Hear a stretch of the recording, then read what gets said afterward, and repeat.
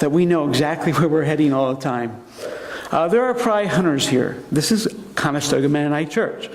Hunters need to go out in the woods early in the morning.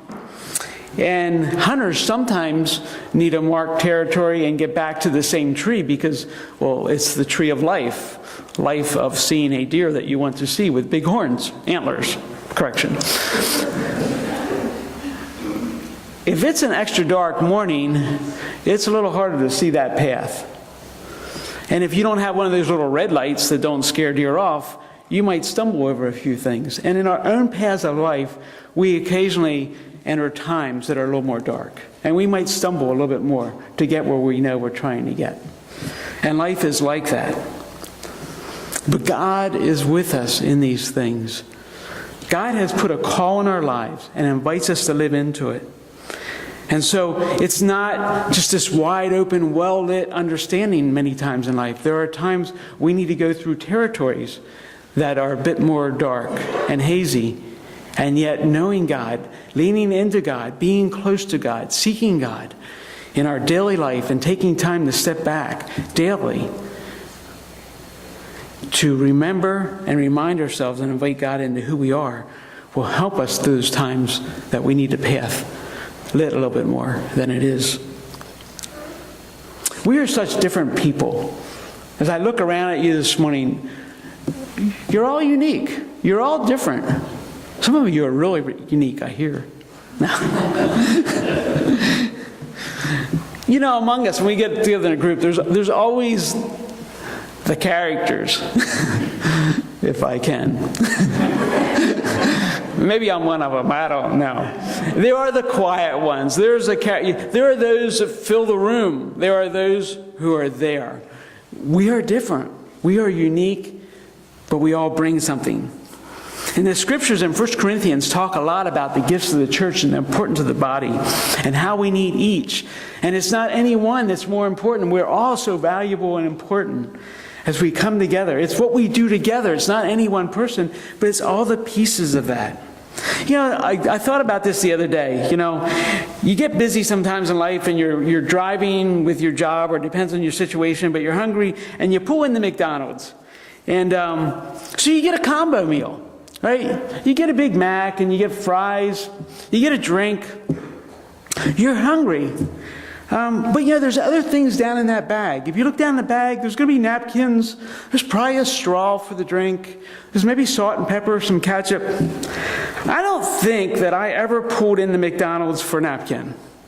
You know, I didn't pull in there to get a napkin. It's really not in my mind when I'm hungry. But you know, as I pull out of McDonald's and start driving down the road, and that Big Mac decides to attack me, and the ketchup's coming out of the other side of it because I'm squeezing too hard because I'm driving and trying not to hit somebody, because I thought I was in such a hurry I couldn't pull over and eat properly. And that ketchup starts coming out of there, and I have a white shirt on. All of a sudden, the napkin's pretty important. It's quite important. Or I want to drink some of the drink, and I realize that cup's really full. If I just pick it up, I'm probably going to get it on me. And all of a sudden, the straw becomes a very necessary tool in the moment. So what didn't seem as important is also part of the package. And we in the church are a lot like that. Each of us has a contribution that can be made, and it makes a huge difference. We're starting to roll into the winter months. One of the things that Jan and I love to do is puzzles. So we like doing these 1,500, 2,000 piece puzzles. And each little piece, you know, we usually start by getting the edge in, because then you have a perimeter. You sort of have a goal. It's to fill it in. And there's all these pieces, and we'll put them by colors here and there. And Jan might start working on one area and I'm on another area, and I come across a piece and I know it doesn't belong in my area, and I often say, hey, do you have a place for this? And she's really good at this thing called puzzles. And she'll take that thing, and so often I'm looking at it and I have no place for it. She puts it right in, but it completes a spot. And one little piece of puzzle seems insignificant, but as you put them all together, all of a sudden something is created in that. And you see a picture coming together in front of you. The church is to be like that. That as we come together, as our gifts and our talents pull together, the picture starts becoming complete. And in a new way.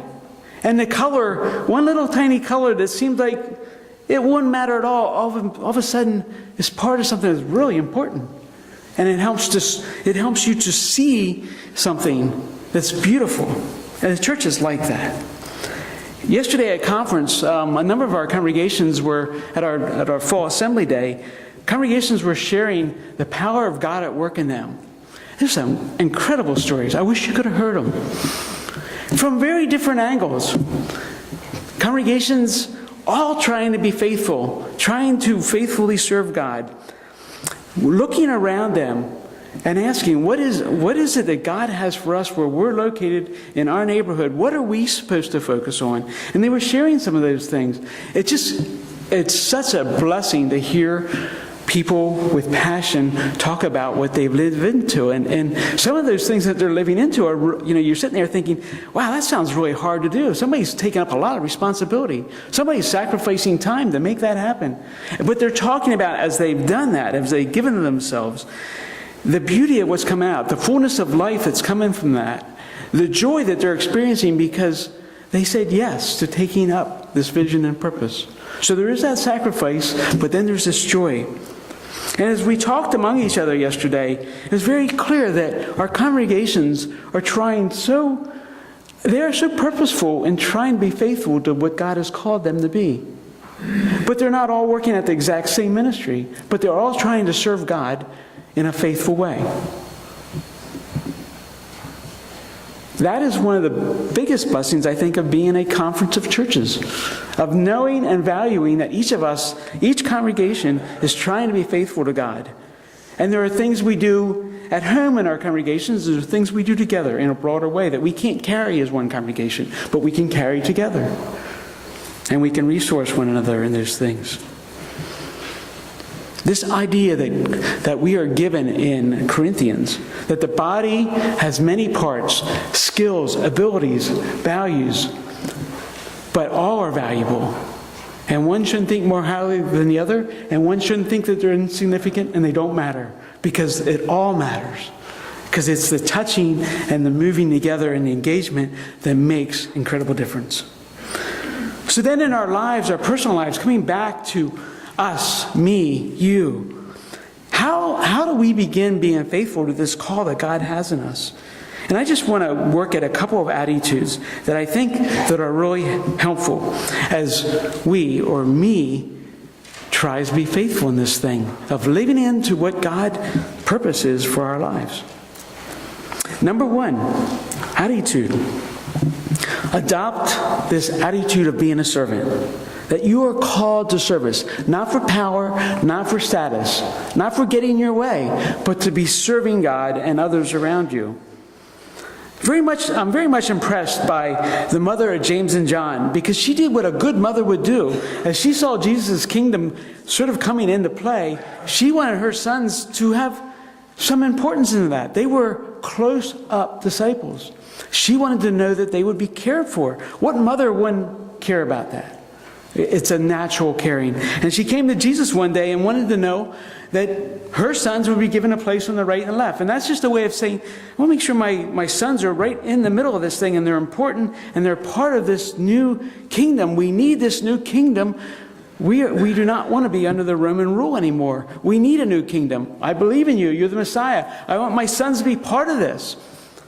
But Jesus had to tell her that this kingdom wasn't about security and safety and position, but it was about service. It was about the first being the last and the last being the first. What a hard conversation for a mother who just cared. We are called to be servants, to serve in humility one another. We're also called to have this character of faithfulness, committed to stay on course even when the path gets a little fuzzy. To be faithful, not to give up, but to be focused. If we know a character of God is important to live out and it becomes difficult, it's important that we continue to strive to keep applying that character and not give up. There are plenty of times in life when it comes along and it's very hard to be the character you know is right. It's very difficult to do that. But faithfulness means not that